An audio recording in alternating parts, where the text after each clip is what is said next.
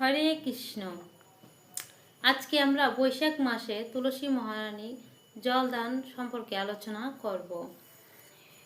এই বৈশাখ মাসে তুলসীতে জলদান করার অনেক মাহাত্ম্য রয়েছে বিভিন্ন পুরাণে স্কন্ধে। তুলসীতে জলদান, তুলসী আরতি, তুলসী পর্দক্ষিণ, তুলসী স্পর্শন, তুলসী দর্শন, তুলসীর প্রণাম করা প্রভৃতি আরও অনেক মাহাত্ম্যকতা রয়েছে বিভিন্ন শাস্ত্রে।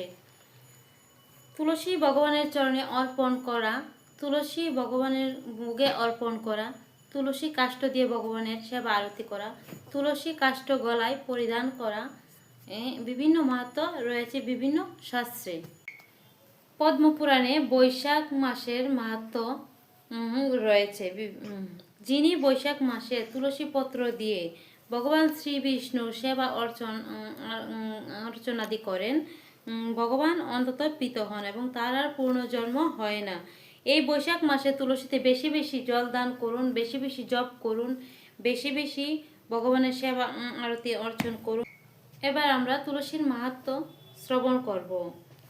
দৃষ্টা স্পৃষ্টা তথা তেতা কীর্তিতা নমিতা শ্রুতা রূপিতা সেবিতা নিত্যং পূজিতা তুলসী শোভা নবদা তুলসী নিত্যম ভজন্তি যে ভজন্তি দিনে দিনে যুগকোটি সহস্রাণি ভজন্তি সে বসন্তি হরিগৃহে। স্কন্দ পুরাণে তুলসীর মাহাত্ম্য কথা উল্লেখ রয়েছেন। তুলসী সর্বমঙ্গলময়ী। প্রত্যহ তুলসী দর্শন, স্পর্শন, ধ্যান, গুণ কীর্তন, প্রণাম, গুণ শ্রবণ, রূপণ, জল সেচন আদি দ্বারা সেবন ও পূজা করলে সব রকমের কল্যাণ লাভ করা যায়। এই প্রকার 9টি বিধির মাধ্যমে তুলসী সেবা করলে সহস্র কোটি যুগ পর্যন্ত বিষ্ণুলোকে বাস হয়। তুলসী দর্শন, স্পর্শন, ধ্যান, গুণ কীর্তন, প্রণাম, শ্রবণ, রূপণ এবং জল সেচন আদি করলে সব রকমের পাপ থেকে মুক্ত হওয়া যায় এবং ভগবান শ্রী বিষ্ণু সহিত তুলসী দেবী অন্তত প্রীত হন।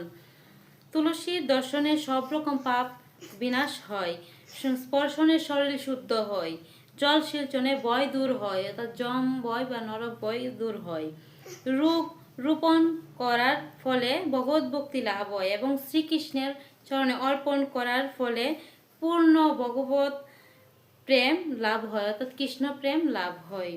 সেই তুলসী দেবীর চরণের সহস্র প্রণতি নিবেদন করি। স্কন্দ পুরাণে। হরে কৃষ্ণ। রাধে রাধে। সকলে বৈশাখ মাসে তুলসীতে জল দান করবেন, জল দ্বারাই জল দান করবেন। মাটির পাত্র ছিদ্র করে তাতে একটু তুলা দিয়ে তারপর জল দিতে পারেন। 2 বেলা তুলসীতে জল দান করবেন তুলসীতে, এবং তুলসী আরতি করবেন, তুলসী প্রদক্ষিণ করবেন। হরে কৃষ্ণ। রাধে। আজকে এই পর্যন্তই। ভিডিওটি ভালো লাগলে লাইক, সাবস্ক্রাইব এবং শেয়ার করে আমাদের পাশে থাকবেন, আমাদেরকে সাপোর্ট করবেন। হরে কৃষ্ণ।